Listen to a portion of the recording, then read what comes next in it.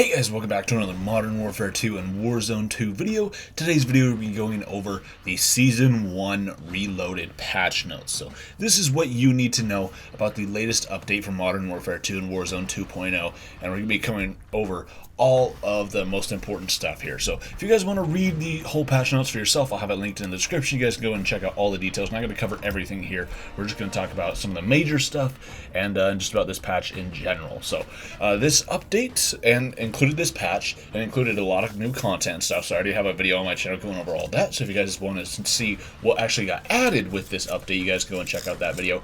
But this video, we're going to be checking out specifically the patch notes and what changes they've made to the game for Warzone 2 as well as Modern Warfare 2. So first up is that there's an event, which is the Warzone Cup, the limited time event. So that one is pretty much Call of Duty's version of Rocket League. That is now in the game, so you guys can go and play that. It's the first team to score 5 goals, or the team with the most goals at the end of the 5-minute time limit wins the match. So I have still yet to play this personally, but it looks pretty fun, and I want to try it out. But here we go. Game modes. Here they go. They say in general, here is some of the key takeaways from this update. Okay, and this is some actually really cool stuff and something the community has been waiting for a little while now. They say the XP tokens menu has been changed to display how much time is left on your XP tokens in the lobby screen. Holy crap, dude. Like, I don't know how we are like a month and a half into launch and we are finally getting this. Like, this is the first basic like major update for the game. Is here middle of December. And so it's a little late, but I guess better late than never. You know, now you can actually use a double XP token and not have to like set a timer on your phone or something. Now you can actually see how much time is left. They also say the XP tokens can now be equipped in the pause menu while in game. Dude, that is actually really good. You know, I appreciate them doing that. I wasn't expecting that, but it's a nice change because now you don't have to use it in the lobby and then wait for the lobby, to count down for the match to load and stuff. You can literally just start a match and then hurry and click pause and equip a double XP token. That way you can utilize the most out of your XP tokens. They also say XP tokens can no longer be accidentally activated during double XP events. Thank goodness, because I know a lot of people were complaining about this last time we had a double XP weekend, was that they were able to accidentally use their double XP tokens and it didn't do anything for them. It literally just used them but didn't grant them extra XP or extend the double, like it did nothing for them. It just wasted them. So here we go. Next up, they say players who join a game in progress will no longer get a loss if their team loses the match. It's about time. It seems like this was more of just kind of a bug where some people would get that, where it says like, hey, join in progress, like the loss stat not counted, because of that. This has been happening for the last couple years in Call of Duty, where if you join in progress and you lose, it does not count as a loss because you did not play the full match. Well, apparently sometimes when you do join in progress, it doesn't actually work that way and it still counts as a loss. So they finally changed that. That's good. They say attachments now have a tuning icon on them in the preview, indicating which ones can be tuned and which ones cannot. Finishing moves can now count towards the 30 kills in third-person daily challenge and special ops. They say the sticker book challenges in the after-action report screen now say calling card challenge instead. Operator bios are no longer cut off partway through. They say acquiring a new blueprint will now display a pulsing dot next to the associated weapon and gunsmith. Players will no longer be seeing a black screen on some platforms when trying to purchase COD points. And various issues with weapon and attachment unlocks and progression have been addressed, including stats displays. Here we go. Social. They say they've merged the Hub and Friends tab together. Thank goodness, because that Hub tab is absolutely useless. I'm like, why do I need this? I would always literally just go over my friends. And then they switched to a smaller player card widgets for friends, added support for a batch/bulk send-off of friend requests, fixed various bugs impacting the join and/or invite to party features. There's a transition to grid view when scrolling in the friends list. And then they have some showcase stuff here, a bunch of just fixes and stuff here where they like fix the player browser. They have adjustments to filter/sort. Camera positions and operators have now been adjusted for better positioning with the UI. In channels, they say they've adjusted the member list states, muted, talking, connected, etc. to be more clear. Adjusted text messages states in-game channel to be more clear with who they are sent to. Players in member lists will now be divided by team and lobbies. And they fixed an issue where lobby players are still able to be heard when connected to a custom channel and they also added the ability to text chat with group members.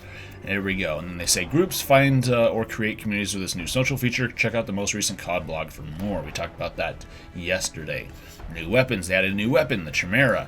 This one has an integrated suppressor and a slow, high-energy subsonic 300 BLK rounds. The Chimera is adept at close quarters combat. Subsonic ammo hides kill skulls from the enemy team. It's unlockable via weapon challenge or a store bundle. Here we go. Here is the weapons. Here's what has changed to the guns. Did certain guns get buffed? Did other ones get nerfed? How is the weapon balancing with this? We have the Akimbo P890, the X12, the Basilisk, and the 50GS have received a damage reduction against armored opponents.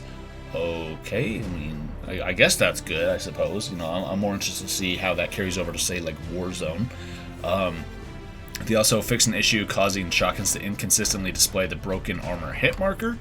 For assault rifles, the Kastov 74U has a small reduction to close damage. 3 hits to kill require at least 1 chest hit, so the Kastov 74U got a nerf. The M13B, blocking underbarrel launcher and shotgun on 7-inch Bruin BM20 barrel. So that one was just more of like a bug fix than anything. The Kastov 545 actually got a buff. They increased the muzzle velocity. They increased, or the small decrease to the hip spread, so the hip fire spread is now smaller. There's an increase in close quarters damage and an increase to chest damage multiplier. So the Kastov 545 got a buff. It is now a little bit better.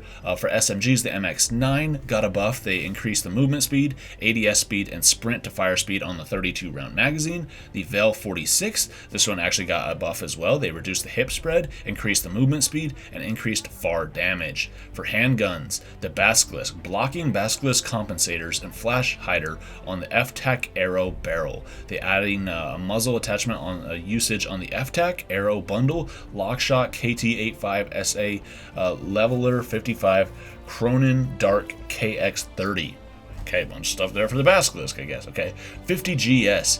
Here we go. This one got a pretty big buff here. They reduced the hip fire spread. They increased the one-hit headshot range, increased the damage range, increased neck and upper shoulder location damage multipliers, increased body bullet velocity, and they increased the damage range on the SA Longshot and the 50 and the SA Trident 50 bundle. So there we go. So the 50GS did get a buff. Overall, it still seems like the Basilisk is a little bit better as, kind of like a more powerful handgun like that than the 50GS, but I still like the 50GS. It's not bad, but it's nice to see it get a buff. Shotguns can no longer kill fully armored players in one shot. I don't know why that was ever a thing, but the Expedite 12, they added a guard category for 3 different guards here. I'm not going to lead off those, but melee, dude. Okay, this is one of the craziest things about this entire update, and I saw people talking about this on Twitter. The Riot Shield. The Riot Shield got a nerf. They reduced the movement speed, reduced melee damage to make it a 3-hit kill. The shield movement animation has been improved, and there's a longer switch time when pulling out throwing knives when the Riot Shield is equipped. So you can't just cheese people by, hurrying using throwing knives, which I'm like, dude, people have been doing this for years. Like over 10 years is how long people have been doing this. The whole strategy of you see a guy and you have your Riot Shield, they start shooting at you, and then you all of a sudden just go whoop, and use the throwing knife and kill them. I don't know why they're so shocked when it happens in a new Call of Duty game. They're like, wow, oh no. But they reduced the movement speed, so now you're slower when you're using it. And they also made it a 3-hit kill? Are you serious? That makes the Riot Shield absolutely terrible. Like, I get, okay, yeah, reduce the movement speed a little bit, sure, whatever, but it could be a little bit slower.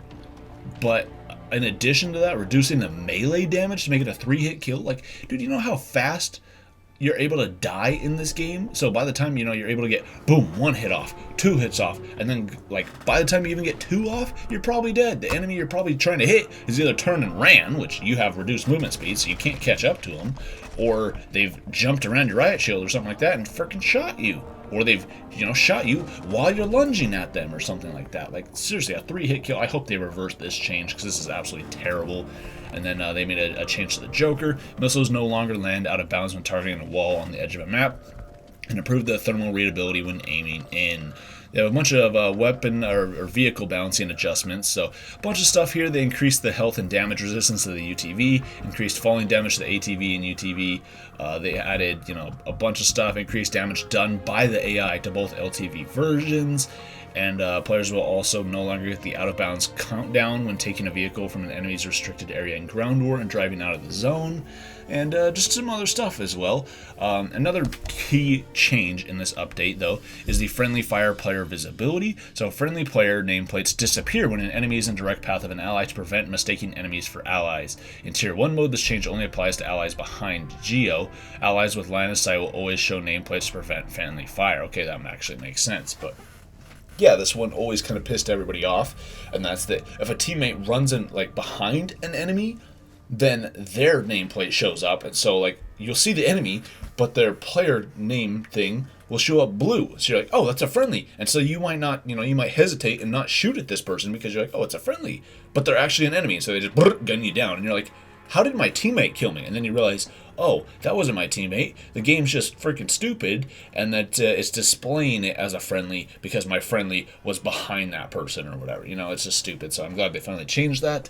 They added, a bunch of changes and stuff here with kill streaks. Players that have been killed in one life modes with a revive capability such as knockout will no longer be marked as an active player when using the cruise missile, chopper gun, or gunship. Changes the care package, MGB, Juggernaut, SAE, and Sentry gun. Field upgrades, portable radar can now stick to vehicles. That's pretty cool. Equipment, the radiation blocker now prevents the use of this equipment performing a number of different actions, such as slotting in armor. Thermite grenades will no longer persist on a player that was stuck, then died, and then respawned again. Attachments, tuning, most beneficial tuning value magnitudes have been increased. Some harmful tuning value magnitudes have been decreased. So they did a little adjustments to tuning, but it remains to be seen how that actually affects the game. Did some stuff to the optics, changed stuff around in there with some bug fixes as well as just other stuff there and some quality of life stuff. Did just a bunch of bug fixes, some changes to audio with Dolby Atmos. For Warzone 2, they talk about the playlist. We have Battle Royale ones. We have solos, duos, quads. We got a Mini Royale for trios and Warzone Cup trios. DMZ is, of course, trios, and there's a max player count of 60 players with a simulation setting up to 6 players per squad. Map, they say general improvements to lighting and shadows across several major points of interest on Al Mazrah. DMZ, they added Building 21. We talked about that in another video. Gameplay, Battle Royale adjustments, Stronghold, and Blacksite AI. Increased number of active strongholds up to 5, up from 3. The AI combatants, damage per bullet has been reduced by 26%.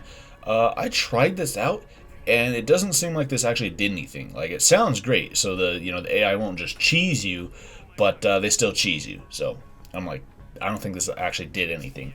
Number of units per site reduced by 50%. Further reductions based on squad sizes. AI combatant reinforcements. Doubled time between waves. Number of units per wave reduced by 30%. Black site AI combatants now have additional armor. Rewards an upgrade version of the Stronghold UAV, which will sweep twice as far and about 30% faster. Now, DMZ, here we go. They had some changes to the cash values.